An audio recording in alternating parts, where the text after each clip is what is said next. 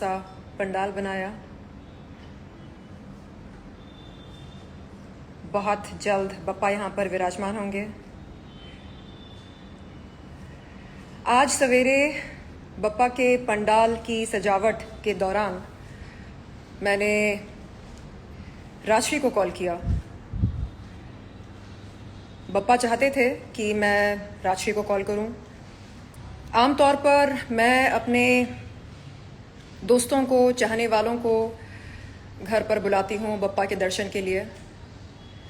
आज बप्पा ने चाहा कि मैं उन लोगों को भी कॉल करके घर पर बुलाऊं बप्पा के दर्शन के लिए, जिनके साथ मेरे रिश्ते में कड़वाहट पैदा हुई।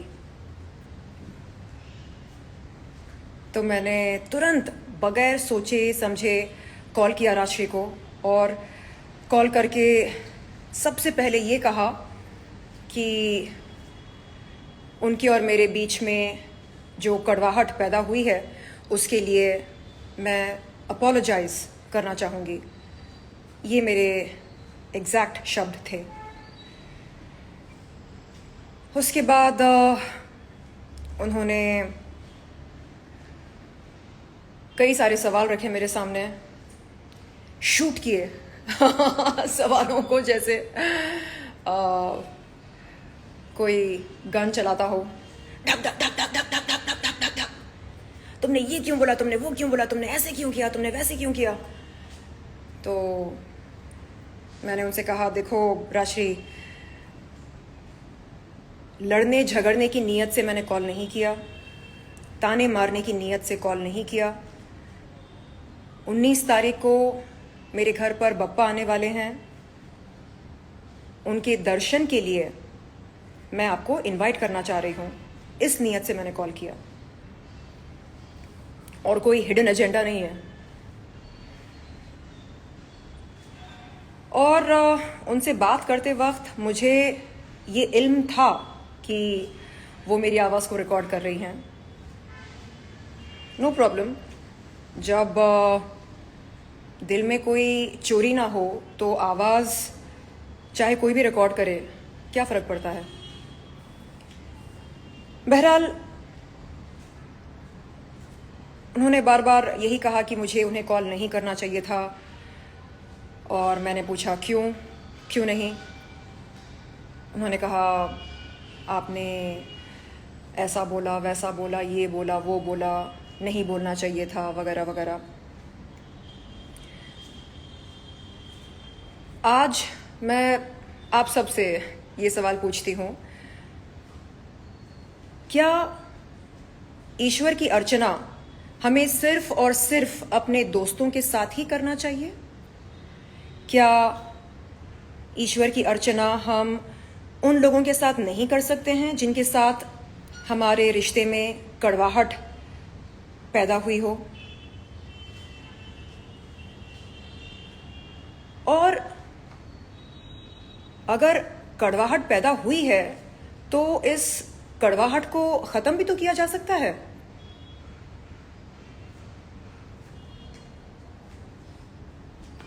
उनको शायद मेरी बात अच्छी नहीं लगी। उन्होंने कहा, नहीं, मैं वैसे लोगों के घर जाना पसंद नहीं करती जो मेरे ख़िलाफ़ बोलते हों, जो उनकी आलोचना करते हों। बहरहाल मैंने उनसे बार बार यही कहा कि देखो, मैं तुमसे लड़ना झगड़ना नहीं चाहती हूँ, केवल और केवल बप्पा के दर्शन के लिए तुम्हें इनवाइट करना चाह रही हूँ और कोई बात नहीं है। आज मुझे ये एहसास हो रहा है कि इस देश में जो लोग नफरत का कारोबार चला रहे हैं उन्हें बहुत दिक्कत हो रही होगी जब कोई प्यार की छोटी मोटी दुकान खोलना चाहता हो। अरे ऐसे कैसे, किंतु परंतु। मैंने अपने कुछ दोस्तों से ये बात शेयर करी। मैंने कहा कि देखो ऐसा ऐसा हुआ। मैंने राशि को कॉल किया, उसने ऐसा बोला। तो क्या मुझे कॉल नहीं करना चाहिए था? क्योंकि राशि घड़ी घड़ी बोल रही थी कि मुझे कॉल नहीं करना चाहिए था। और क्या सच में मुझे कॉल नहीं करना चाहिए था? उन लोगों ने कहा देखो, बप्पा ने चाहा कि तुम कॉल करो, तुमने कॉल किया, तो इसमें अफसोस करने वाली कोई बात नहीं है।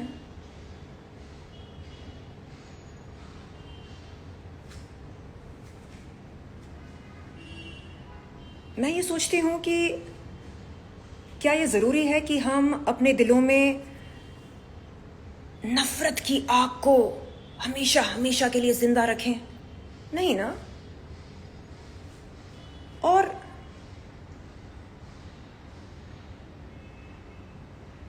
क्यों?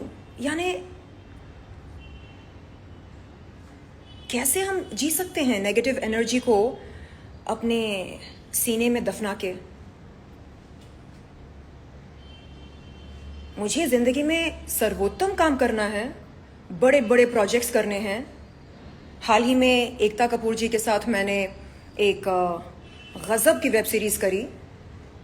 बहुत जल्द एक और बेहतरीन प्रोजेक्ट करने वाली हूँ। तो मैं सुबह शाम ये सोचूं कि मुझे किसके साथ दुश्मनी करनी है, किसके लिए नफ़रत अपने सीने में पालना है या ज़िंदा रखना है, या किस प्रोड्यूसर के साथ जुड़ना है, किस किस्म के प्रोजेक्ट्स करने हैं, किन लोगों के साथ जुड़ना है, किन लोगों के साथ आगे बढ़ना है, किस तरह के एंडोर्समेंट्स करने हैं, अपनी बात को किस तरह मीडिया के सामने रखना ज़्यादा बेहतर होगा। अपनी सोच में, अपनी बातों में, हरकतों में स्पष्टता लाना मुझे बहुत पसंद। मुझे clarity, order and organised way of thinking, living, ये सब बहुत पसंद है। इससे समझ में आता है कि इंसान उलझा हुआ है या सुलझा हुआ है। और बप्पा के सामने कौन छोटा, कौन बड़ा, कौन गरीब, कौन अमीर, कौन राखी, कौन शेरलिन, कौन राजश्री, कौन आदिल, कौन साजिद खान, कौन राज कुंद्रा, बप्पा के सामने हम सब एक है ना। बप्पा ने चाहा कि मैं राशि को कॉल करूं तो मैंने कॉल किया।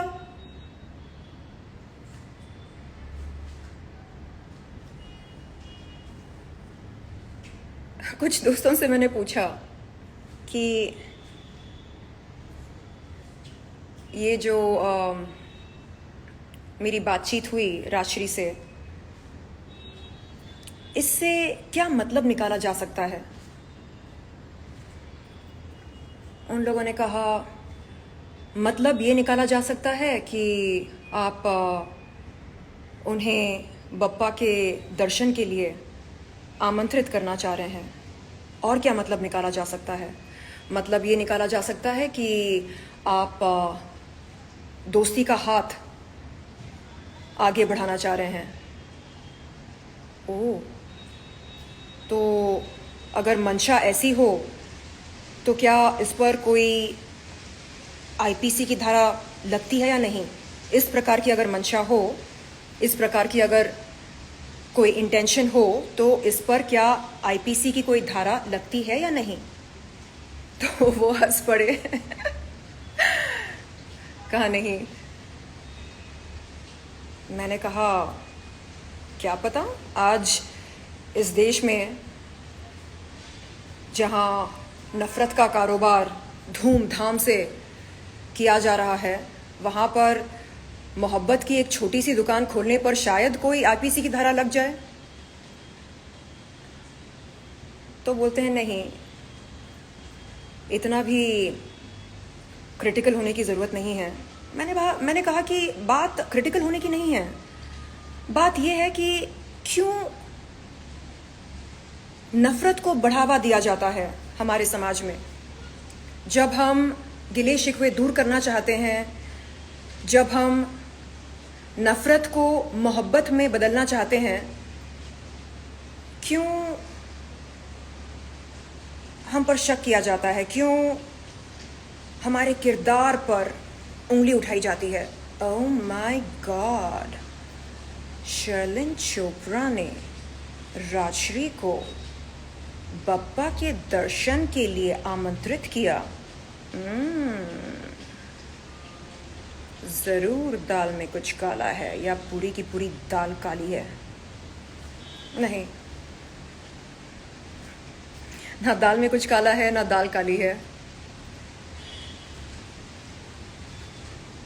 शर्लिन चोपड़ा के दिल में नफरत पालने के लिए कोई जगह नहीं है।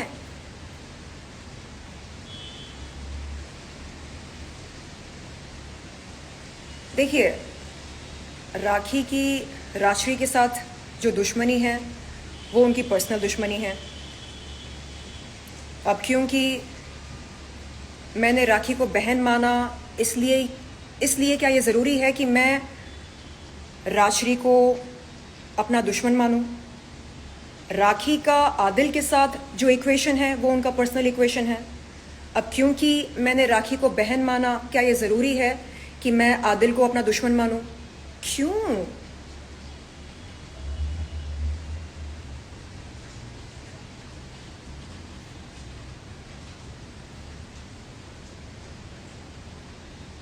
मैं तो आज आप सबके सामने ये कह रही हूं और हमेशा कहूंगी कि बप्पा के दर्शन के लिए मेरे घर पर हर कोई आमंत्रित है।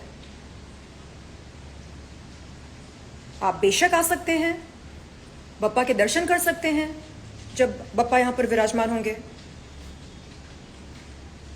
आप चाहे आदिल हों, चाहे राजश्री हों, चाहे राजकुंद्रा हों, चाहे साजिद खान हों।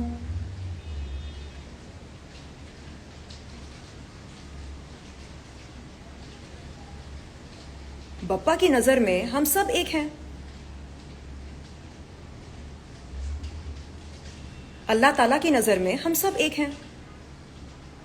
कौन से भगवान ये कहते हैं कि हमें अपने सीने में नफरत की आग को जिंदा रखना है ताउम्र, जिंदगी भर के लिए? कौन से भगवान ऐसा कहते हैं? कोई नहीं। ना अल्लाह ताला ऐसा कहते हैं, ना गणेश जी ऐसा कहते हैं, ना यीशु मसीह ऐसा कहते हैं। ऐसा कौन कहता है?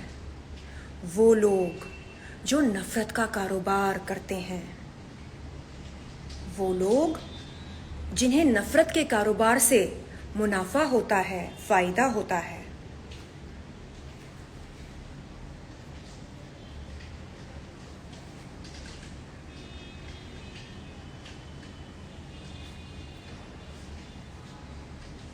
मैं आज आप सबसे ये कहना चाहूँगी कि मेरा कोई दुश्मन नहीं है। जिन लोगों ने मेरे साथ गलत किया, उन्होंने अपना कर्मा खुद खराब किया। उसका अंजाम वो भुगतेंगे, इसी जन्म में भुगतेंगे।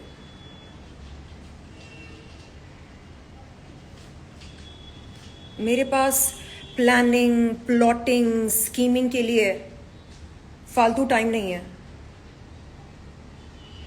बहुत बहुत बहुत आगे बढ़ना है ज़िंदगी में, बेहतरीन काम करना है, बेहतरीन रिश्ते बनाने हैं, शादी करनी है। किससे करनी है वो नहीं पता, किसी ना किसी से करूँगी ज़रूर। रब का बंदा हो वो। साफ दिल वाला, पढ़ा लिखा हो, अच्छे संस्कार हों और ज़िंदगी में बढ़ने की चाहत हो, ज़िंदगी में आगे बढ़ने की चाहत हो, ऐसा बंदा हो तो कृपया मुझे बताएं। तो हाँ, ज़िंदगी में आगे बढ़ना है, शादी करनी है और प्यारी प्यारी गुड़िया को अपनी ज़िंदगी में वेलकम करना है। 2 बच्चे 3 बच्चे वो देखा जाएगा। तो ये मेरे प्लान्स हैं। मैं सुबह उठते ही ये नहीं सोचती हूँ कि आज मैं किससे दुश्मनी करूँ। नहीं, मैं ये सोचती हूँ कि आज मैं ईश्वर को अपनी बातों में किस प्रकार से लेकर आऊं, अपनी सोच में किस प्रकार से लेकर आऊं, अपनी हरकतों में किस प्रकार से लेकर आऊं।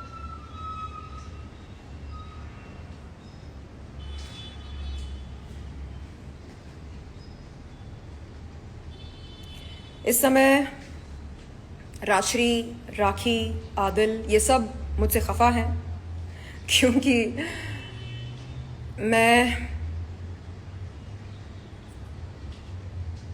किसी एक के साथ खड़ी नहीं हूँ, सबके साथ हूँ और पक्षपात नहीं कर रही हूँ।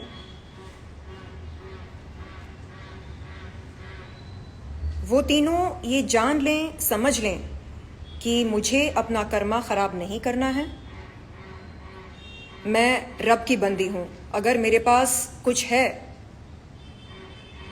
तो वो है ईमान। ईमान के अलावा मेरे पास कुछ भी नहीं है।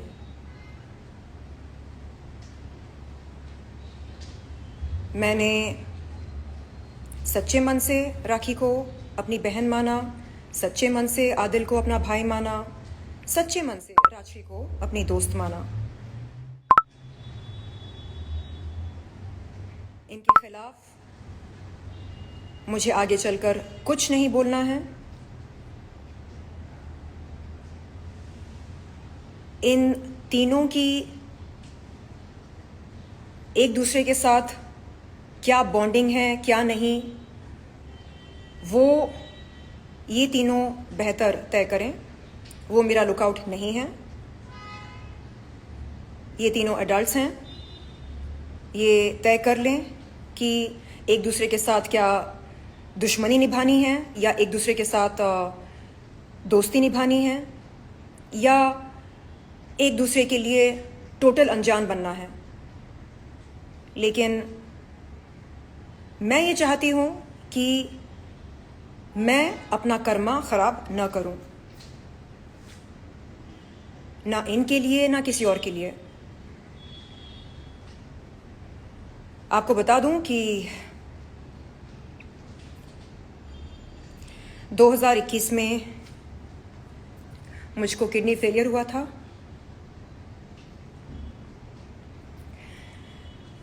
कोकिराबेन के HOD head of department nephrology के डॉक्टर शरद सेठ, उन्होंने मेरा इलाज किया। जब उनके पास गई थी, उन्होंने कहा था कि मेरे पास सिर्फ और सिर्फ 3 महीने का समय है। लड़ झगड़ कर अपनी किस्मत से मैंने पुनर्जन्म लिया, किडनी फेलियर को रिवर्स कर डाला। इतिहास में शायद ही किसी ने ऐसा किया होगा। और जब जब मैं ये किस्सा सुनाती हूँ तो लोग बोलते हैं कि रियली, बट किडनी फेलियर को तो रिवर्स नहीं किया जा सकता। लेकिन हाँ, मैंने किया। तो जो लड़की पॉजिटिव एनर्जी से किडनी फेलियर को रिवर्स कर सकती है, वो बंदी कहीं ना कहीं कुदरत की अच्छाई में विश्वास करती होगी, कहीं ना कहीं रब पर विश्वास करती होगी।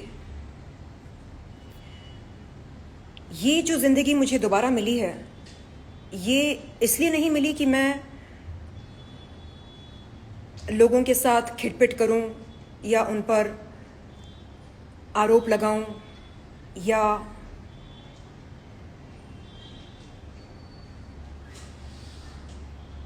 या ऐसी कोई बात कहूं जो उनके घर वालों को ठेस पहुंचाए या उनके घर वालों के जज्बातों को आहत करे। ये तीनों किसी ना किसी की बेटियां हैं, बेटे हैं, बहनें हैं, भाई हैं, औलाद हैं और मैं भी। तो मुझे आगे चलकर अपना कर्मा ख़राब नहीं करना है और इसका ये मतलब ना निकाला जाए कि आप मेरे बारे में कुछ बोलेंगे तो मैं चुपचाप उस बात को सह लूँगी और उफ तक ना बोलूँगी। नहीं, इसका वो मतलब ना निकाला जाए। शेरनी चोपड़ा हूँ, मौत के मुंह से बाहर निकलना आता है तो अपने इज्जत को बचाना भी आता है, पलटवार करना भी आता है।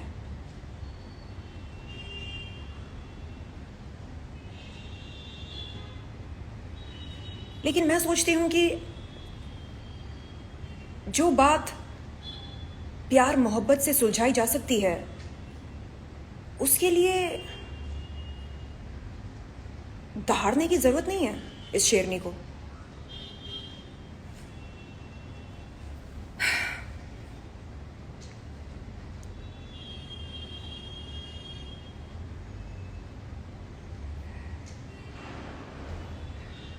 Thank you.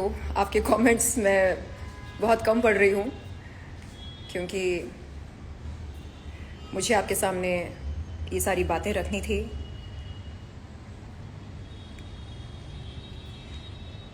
तो बस आप सबसे अनुरोध है कि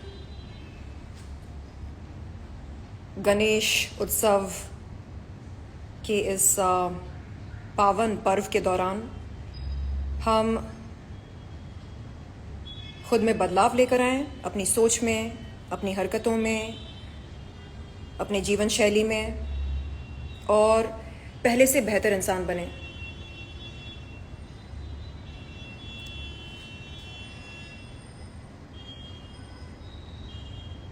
जीवन, जिंदगी यहाँ से शुरू होती है। सब